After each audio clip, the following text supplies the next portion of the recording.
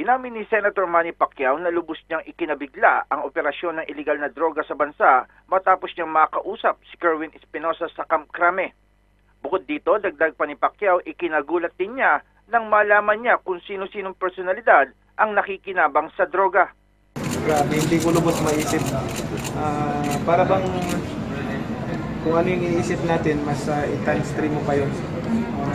Yun ang ganun ka kalala ang droga dito sa atin.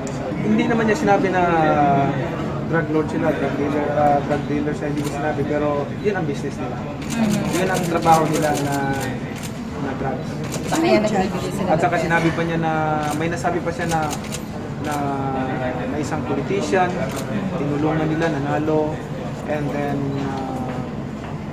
nung panalo na, sinabihan pa siya na pag gusto mo na, ibulyo mo na rito, todo mo na rito. Sinabi din ng senador na naniniwala siya na nagsasabi ng totoo si Espinosa. Credible at hindi siya, kumbaga, yung mga testimony niya. Hindi bola. Pero paano niyo po titiparin kung nagsasabi siya ng totoo kung nagagamit lang siya ng administrasyon laban sa kalaban ng administration? Malalaman natin yan dahil doon sa tinanong natin at i-monitor niya sa atin.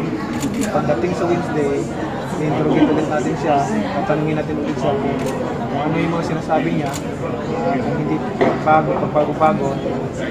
Binanggit ni Pacquiao na hiniling ni Espinosa na siya ay makausap dahil may tiwalaan niya ito sa kanya.